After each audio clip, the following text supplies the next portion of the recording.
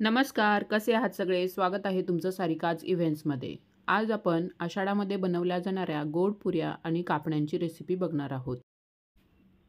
महाराष्ट्रात आषाढामध्ये घरोघरी या पुऱ्या किंवा कापण्या बनवल्या जातात. मुलांच्याही खूप आवडीच्या असतात ह्या. आमच्याकडे तर महिन्यामध्ये ह्या 3 वेळेस बनवल्या जातात. चला तर मग बघूया याची रेसिपी. तुम्ही बघू शकता आपली पुरी किती छान टम्म फुगलेली आहे. माझ्या रेसिपीज जर तुम्हाला आवडत असतील तर चॅनलला नक्की सबस्क्राईब करा आणि शेजारील बेल आयकॉनचं बटनही क्लिक करा, ज्यामुळे माझ्या येणाऱ्या रेसिपीज तुमच्यापर्यंत लवकरात लवकर पोहोचतील. आणि सबस्क्राईब करणं हे अगदी निःशुल्क आहे. चला तर मग रेसिपीला सुरुवात करूया. मी इथे 1 वाटी गूळ बारीक सुरीने चिरून घेतलेला आहे. आता तो गूळ आपण एका भांड्यामध्ये काढून घेऊया आणि जेवढा गूळ आहे तेवढंच मी पाणी पण घेतलेलं आहे. 1 वाटी गुळाला 1 वाटी पाणी मी घेतलेलं आहे आणि आता आपल्याला हा गूळ विरघळून घ्यायचा आहे. मी अशा प्रकारे हे पातेलं गॅसवरती ठेवून पाणी गरम करून याला विरघळून घेणार आहे, ज्यामुळे आपला वेळ वाचेल आणि गूळ लवकर विरघळेल. तुमच्याकडे जर वेळ असेल तर तुम्ही थंड पाण्यातही हा गूळ विरघळून घेऊ शकता. आता याला कुठलाही पाक तयार करायचा नाही आहे आपल्याला. तर माझा गूळ व्यवस्थित विरघळलेला आहे, तर मी हे पातेलं खाली उतरवून ते थंड करून घेणार आहे. त्यानंतर मी इथे एक मोठा मिक्सिंग बाउल घेतलेला आहे. त्यामध्ये 2 वाटी गव्हाचं पीठ घेतलेलं आहे आणि पाऊण वाटी गव्हाचं पीठ हे आपण लागेल तसं वापरणार आहोत. तर यामध्ये आपण 2 मोठे चमचे रवा घेतलेला आहे आणि 1 मोठा चमचा मी बडीशोप आणि वेलचीची पूड घेतलेली आहे. आता त्यामध्येच आपण हे जायफळ किसून घेणार आहोत. आता मी याच्यामध्ये चिमूटभर मीठ टाकून घेणार आहे आणि हे सगळं व्यवस्थित मिक्स करून घेणार आहे. आता आपल्याला याच्यामध्ये मोहन घालायचं आहे, तर तुपाचं मोहन मी इथे घालणार आहे. तर 2 चमचे मी तूप घेतलेलं आहे तडका पॅनमध्ये आणि ते व्यवस्थित कडकडीत गरम करून आपण त्याचं मोहन घालणार आहोत. तूप छान कडकडीत गरम केलं की असे बबल्स येतात आणि मोहनाचा असा आचर्र करणं आवाजही येतो. तर हे छान मोहन आपण व्यवस्थित मिक्स करून घेऊया चमच्याच्या साह्याने, कारण हे गरम आहे. तर तुम्ही हे चमच्याच्या साह्यानेच मिक्स करून घ्या, नाहीतर हाताला चटका बसू शकतो. आता मी हे हातानेच व्यवस्थित मळून घेणार आहे. आपण जे तूप टाकलेलं आहे ते व्यवस्थित सगळ्या पिठाला आपण अशा प्रकारे चोळून घेणार आहोत आणि त्याची एक मूठ बनते का ते आपण बघणार आहोत. जर मूठ बनली तर आपलं मोहन व्यवस्थित झालेलं आहे आणि मूठ जर बनत नसेल तर आपल्याला अजून तूप लागणार आहे यासाठी. तर व्यवस्थित मूठ बनत आहे आणि आपलं गुळाचं पाणी व्यवस्थित थंड झालेलं आहे. थंड झाल्यानंतरच आपण याची कणिक मळून घेणार आहोत. तर हे पाणी आपण गाळणीने गाळून मगच कणकेमध्ये टाकणार आहोत, म्हणजे त्या गुळामध्ये काही कचरा असेल तर तो गाळणीत राहील. तर थोडं थोडं करत मी याच्यामध्ये मिक्स करणार आहे. सुरुवातीला मी चमच्याने मिक्स केलेलं आहे. आता थोडंसं घट्ट झालं की आपण चमचा काढून घेऊन हातानेच मिक्स करणार आहोत. तर राहिलेलं हे गुळाचं पाणी पण मी ओतून घेते. आता आपण हाताने हे व्यवस्थित पीठ मळून घेणार आहोत. तुम्ही बघू शकता आपली कणिक खूप पातळ दिसत आहे. यात अजून पीठ बसू शकतं. तर मी ते ठेवलेल्या पिठापैकी त्यातली अर्धी वाटी पीठ मी याच्यात टाकून घेणार आहे. आता या वाटीमध्ये पाव वाटी पीठ शिल्लक राहिलेलं आहे. गव्हाच्या प्रकारानुसार पाणी सक करण्याची प्रत्येक गव्हाची कॅपॅसिटी वेगळी असते, तर तुम्हालाही हे कमी जास्त लागू शकतं. आता आपली कणिक मळून झालेली आहे. तुम्ही बघू शकता खूप घट्टही नाही आणि खूप पातळही नाही कणिक जमलेली.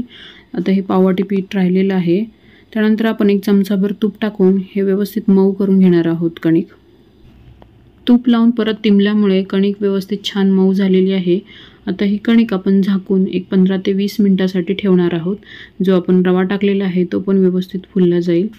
तर 15 ते 20 मिनिटानंतर आपण ही कणिक परत एकदा थोडीशी हाताला तूप लावून मळून घेऊया. अशा प्रकारे तूप लावून मळल्यामुळे कणिक हातालाही आणि पोळपाटालाही चिकटणार नाही. आता आपण याचे अशा प्रकारचे गोळे काढून एक पोळी लाटून घेणार आहोत. तुम्ही अशा प्रकारे पोळी लाटून त्याच्या पुऱ्या करू शकता किंवा मग एक छोटे छोटे गोळे करून एक सिंगल पुरीही करू शकता. मी इथे मोठी चपाती लाटून त्याच्या पुऱ्या तयार करणार आहे आणि राहिलेलं पीठ आपण झाकून ठेवायचं आहे, ज्यामुळे हवा लागून ते कडक होणार नाही.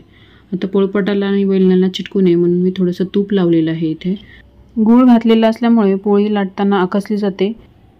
पोळीचा आकार थोडासा मोठा झाला की आपण त्याच्यावरती इथे खसखस टाकून घेणार आहोत. हे ऑप्शनल आहे, तुम्हाला हवं असेल तर तुम्ही टाकू शकता. खसखस खाल्लेली चांगलीही असते आणि याच्यावरती खसखस छान उठून दिसते, त्यामुळे मी इथे खसखस टाकलेली आहे. तुम्हाला हवं तर तुम्ही पांढरे तीळ टाकू शकता. तर व्यवस्थित लाटून घेतलेलं आहे मी खसखस टाकून, त्यामुळे खसखस त्या पोळीमध्ये रुतून बसेल आणि सहजासहजी निघणार नाही. आता पोळी लाटून झालेली आहे. आता आपण याला एका कटरच्या साह्याने किंवा अशा प्रकारची काठाची वाटी असेल किंवा डब्याच्या झाकण्याने किंवा ग्लासानेही तुम्ही याला अशा प्रकारच्या पुऱ्या करून तयार करून घेऊ शकता. पुऱ्यांचा आकार किंवा साईज तुम्ही तुमच्या आवडीनुसार करू शकता. अशा प्रकारचा मधला जो स्टार आहे तोही तुम्ही तळून घेऊ शकता. मुलं ते फार आवडीने खातात. तर एका प्लेटमध्ये मी काढून घेतलेल्या आहेत पुऱ्या. आता आपण दुसरा एक गोळा घेऊन त्याची अशा प्रकारे चपाती लाटून घेणार आहोत. पहिली चपाती ज्याप्रमाणे आपण लाटली होती त्याचप्रमाणे ही लाटून घेतलेली आहे आणि खसखस पण मी टाकून घेतलेली आहे. आता आपण वाटीने त्याचे पुऱ्या काढून घेऊया. आता आपल्या पुऱ्या तयार आहेत. आता आपण तळण्याची तयारी करूया. मी इथे कढईमध्ये तेल गरम करायला ठेवलेलं आहे. छोटासा गोळा टाकून बघितला कणकेचा, तर तेल व्यवस्थित तापलेलं आहे. खूप जास्तीही तेल तापवायचं नाही आहे. गुळाच्या पुऱ्या असल्यामुळे त्या एकदम काळ्या होतात लगेच. तर मीडियम तेल तापलं की आपण हे तळून घेणार आहोत. आता मी एक पुरी टाकलेली आहे, तर त्यात अशा प्रकारे तेल त्याच्यावरती टाकत आपण ती तळून घेणार आहोत. तुम्ही बघू शकता कशी पुरी आपली टम्म फुगून वर आलेली आहे. आणि गॅसची फ्लेम एकदम स्लो ठेवायची आहे, त्यामुळे पुऱ्या छान आतपर्यंत त्या तळल्या जातात आणि कलरही छान येतो पुऱ्यांना. तर तुम्ही बघू शकता पुरीचा कलरही छान आला आहे. आता आपण दुसरी पुरी टाकून घेऊया. कढईचा आकार मोठा असेल तर एका वेळेस 2 ते 3 पुऱ्या टाकून तुम्ही तळून घेऊ शकता. पण त्यापेक्षा जास्त पुऱ्या टाकल्या तर तेलाचं टेम्परेचर हे कमी होतं आणि मग व्यवस्थित तळल्या जात नाहीत पुऱ्या. तुम्ही बघू शकता पुऱ्या छान तळल्या गेलेल्या आहेत आणि छान कलरही आलेला आहे पुऱ्यांना. तर अशाच प्रकारे आपण सर्व पुऱ्या ह्या तळून घेणार आहोत. यानंतर आपण आषाढात बनवला जाणारा दुसरा पदार्थ बघणार आहोत, त्या म्हणजे गव्हाच्या पिठाच्या गोड आणि खुसखुशीत अशा कापण्या. आज आपण गव्हाच्या पिठाच्या गोड कापण्या, तेही कमी तेलकट आणि खुसखुशीत कशा करायच्या ते पाहूया. याआधी तुम्ही माझ्या बासुंदीच्या आणि मुलांच्या टिफिनच्या रेसिपीला खूप छान प्रतिसाद दिलात आणि प्रेम दिलं, त्या धन्यवाद. यापुढेही असेच प्रेम असू द्या. तुम्ही बघू शकता कापणी किती खुसखुशीत आणि कमी तेलकट झालेली आहे. तर कापणी बनवण्यासाठी आपण 1 वाटी गूळ घेतलेला आहे आणि त्याच वाटीने मी पाऊण वाटी पाणी घेतलेलं आहे.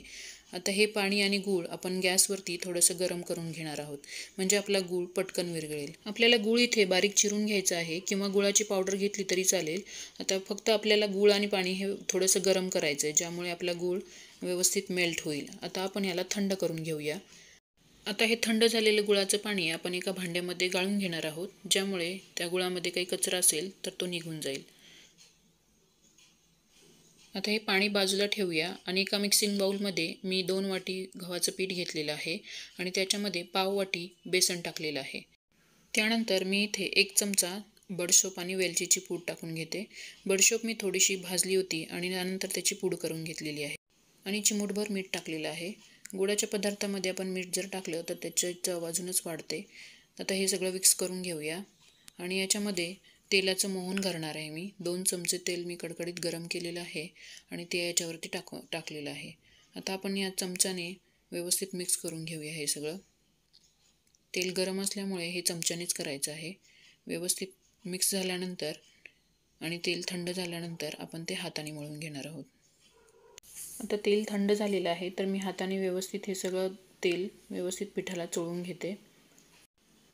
त्यानंतर आपण जे गुळाचं पाणी थंड केलेलं आहे त्याने आपण ही कणिक मळून घेणार आहोत. थोडं थोडं पाणी टाकत आपण ही कणिक व्यवस्थित मळून घेऊया. कणिक आपल्याला चपातीच्या पिठापेक्षा थोडीशी घट्ट मळायची आहे. पाणी लागेल तसं ओतत आपण ही कणिक तिंबणार आहोत. आपण जे गुळाचं आणि पाण्याचं प्रमाण घेतलेलं आहे तेवढ्या प्रमाणात 2 वाटी कणिक आरामात तिंबून होते. पण प्रत्येक गव्हाची कॅपॅसिटी वेगळी असते पाणी ॲब्सॉर्ब करण्याची, त्यानुसार थोडंसं कमी जास्ती पाणी होऊ शकतं. तर आता आपण सगळं पाणी इथे वापरलेलं आहे कणिक तिंबण्यासाठी. कणिक मळून झाल्यानंतर आपण थोडासा तुपाचा हात घेऊन याला थोडंसं मऊ करणार आहोत. या ठिकाणी तुम्ही तेलही वापरू शकता. तुम्ही बघू शकता एवढी घट्ट कणिक तिंबलेली आहे. खूप जास्त घट्टही तिंबायची नाही आहे, चपातीच्या पिठापेक्षा किंचितशी घट्ट. आता आपण याला अर्धा तास रेस्टसाठी ठेवलं होतं. त्यानंतर परत एकदा तुपाचा हात लावून ही कणिक आपण मळून घेऊया. व्यवस्थित मळून झाल्यानंतर आपण त्याच्यामधला चपातीला घेतो त्यापेक्षा डबल उंडा घेणार आहोत, कारण आपल्याला हे जाड बनवायचे असतात चपातीपेक्षा. त्यामुळे मी साधारण एवढा उंडा घेतलेला आहे. आता आपण त्याला थोडंसं पसरवून घेऊया आणि राहिलेलं पीठ आपण झाकून ठेवूया. अशा पद्धतीने थोडंसं लाटून आपण याच्यावरती खसखस लावणार आहोत. या स्टेजला खसखस लावल्यामुळे खसखस व्यवस्थित मध्ये रुतून बसेल, ती पडणार नाही सहजासहजी. त्यामुळे आपण इथे खसखस लावून त्याच्यावरती व्यवस्थित लाटून घेणार आहोत. आता मी मागच्या साईडलाही खसखस लावून घेते. तुम्हाला हवं असेल तर तुम्ही एका साईडलाच लावून घेऊ शकता. आता आपण याला चपातीच्या आकाराचा किंवा त्यापेक्षा थोडासा मोठा आकाराचा आपण याला लाटून घेऊया. तर आपण ही व्यवस्थित लाटून घेतलेली आहे चपाती. तुम्ही बघू शकता एवढ्या जाडीची मी चपाती लाटलेली आहे. आता आपण याला कापून घेणार आहोत. तर तुम्ही ह्या पिझ्झा कटरनी किंवा सुरीनी कशानेही तुम्ही याला काप देऊ शकता. आता थोडंसं तिरकं घेऊन आपण हे काप देणार आहोत, म्हणजे त्याचा आकार आपल्याला व्यवस्थित येईल.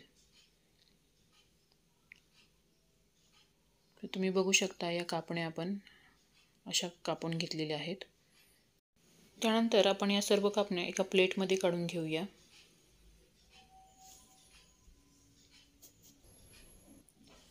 बाजूलाच मी तेल तापत ठेवलं होतं. ते तेल व्यवस्थित तापले की नाही त्यासाठी मी छोटासा गोळा टाकून बघते. तर तेल मीडियम तापलेलं आहे. जास्तही गरम तापवायचं नाही आहे तेलाला आपल्याला, नाहीतर आपल्या कापण्या ह्या काळ्या पडतील. गुळाच्या असल्यामुळे त्या पटकन काळ्या होतात. त्यामुळे तेल मीडियम गरम झालं की आपण कापण्या टाकून घेऊया आणि गॅसची फ्लेम ही स्लो टू मीडियमवरती ठेवून आपण ह्या कापण्या तळून घेऊया. थोडासा वेळ लागेल, पण कापण्या छान खुशखुशीत होतील आणि काळ्याही होणार नाहीत. झाराच्या साह्याने अशा प्रकारे हलवत हलवत या कापण्या आपण खरपूस अशा तळून घेऊया. तुम्ही बघू शकता कापण्यांचा कलर चेंज झालेला आहे. अशा बदामीसर कलरच्या झाल्या की आपण कापण्या काढून घेऊया, कारण तेल गरम असल्यामुळे त्या अजून थोड्याशा डार्क होतात बाहेर काढल्यानंतर. आता तो आपण दुसरी बॅच टाकून घेऊया आणि त्यालाही व्यवस्थित खरपूस असं तळून घेऊया. याही तळल्यात. तुम्ही बघू शकता किती छान कापण्यांना कलर आलेला आहे. तर तुम्हाला जर ही रेसिपी आवडली असेल तर तुम्ही नक्की आषाढ महिन्यात करून बघा. आणि माझ्या रेसिपी जर आवडत असतील तर चॅनलला लाईक, शेअर आणि सबस्क्राईब नक्की करा. रेसिपी पूर्ण बघितल्याबद्दल धन्यवाद.